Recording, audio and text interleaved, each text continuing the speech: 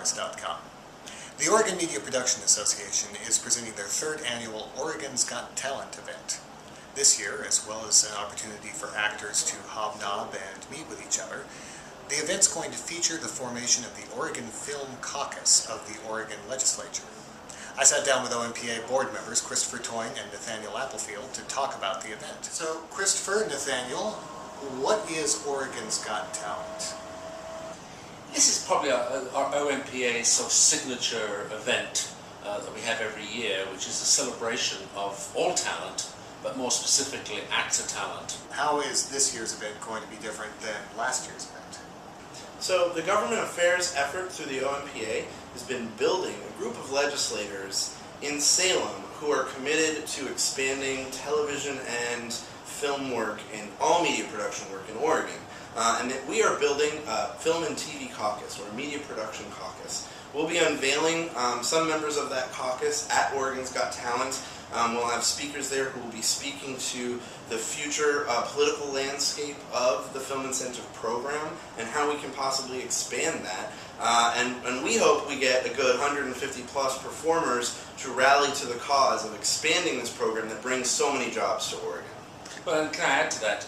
In what is otherwise a fairly contentious political year, this is a bipartisan, in fact it's a non-partisan caucus. In other words, it will be a representative of both the major parties and also independents. What is a caucus exactly? A caucus, this is a term that can be used loosely or more specifically, but generally a caucus is a group of legislators who have grouped together around a common issue or a common value set. In the cases of the Democratic and Republican parties, they both have their own caucuses that obviously represent those value sets. But there's a coastal caucus of legislators who are both Republicans and Democrats that represent the coasts and coastal interests. And our caucus for media production will be the group of legislators committed to expanding working opportunities for those who work in media production. I think what's really exciting about this is that for a number of years now, we have gone down and beaten on the doors, the outside doors of Salem, to get in and be heard. Amazing people have gone down there, such as Lana Vinca and Justin Habel, to make our case for the need for an incentive program. But if we have a caucus of legislators from within the building to open the door for us, effectively, so rather than us going and beating on the door and saying, please, Joint Tax Committee, listen to us, why you should be increasing the investment program, we will now have a caucus of like-minded, non-partisan legislators who will be supporting our cause and the cause of the film and television industry. But don't we already have a film incentive? Why do you need this caucus? That's a great question. So our film incentive currently is funded at $6 million every year. We are able to attract a good amount of work with that, but as we found last year, the amount of work that we're able to attract pales in comparison to the amount of work we actually lose when we tap out those funds. Other film companies, and especially TNT that loves this state, think, wow, this is a great place to work. We're doing a successful show there, they've got terrific talent, they've got great crews. Let's bring our other two shows up here. Let's bring the second season of Falling Skies, or let's bring the new David Kelly show, which is set in Portland General Hospital, called Monday Mornings, and they arrive and they knock on the door of the Film Commission here and find there is no money left in the incentive program. Falling Skies has gone to Vancouver, BC, and Monday Mornings has gone back to Manhattan Beach Studios. So here was two shows that alone would have spent $50 million more in their first season had they been located here. But it's not all going to be about legislators and film incentives, is it? No, it's going to be a damn good party.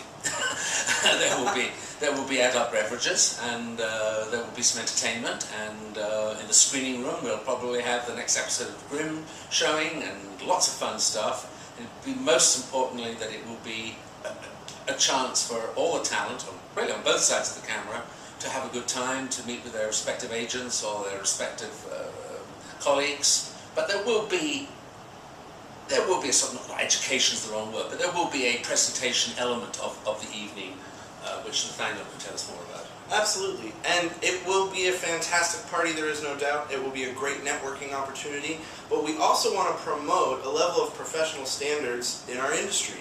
As we grow, we have to really work hard together as a community to grow the industry in a way that helps us grow jobs, it helps our careers, it helps enrich our lives. And so we were also going to be talking about professional standards in this industry as far as what professional performers deserve in a workplace, be it wages and working conditions or working opportunities. That's kind of all what Oregon's Got Talent is about, is performers in Oregon, what they bring to the table, and how we can help their lives. In the last 2 years that we've done this, we've always had a sort of value added.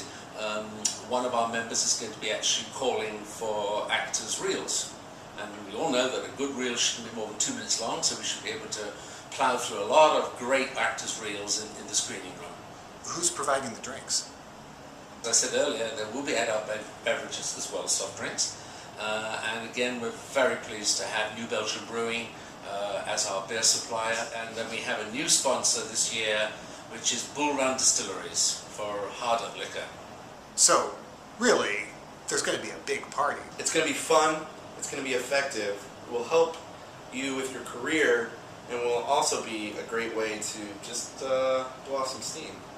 Yeah, I think people have a lot of fun, but I think we all have a serious side to us as well, and I think pretty much everybody who is a performer in town knows that unless we get this incentive program expanded, we're going to be left with just 1 or 2 shows in town, and that means a few days of work at the very best. As actors, we need 10 shows in town so that we can actually get a bit of work on all of those shows. So is there a charge at the door? Does it cost to get in? Something like the Caucus is something that should be supported. And as it is non-partisan, we are asking for a donation of $10 at the door to go towards the funding of the Caucus. So there you have it. The Oregon's Got Talent event will be held on September 28th at 7 o'clock in Portland's Indent Studios. Be sure to visit ompa.org for more information.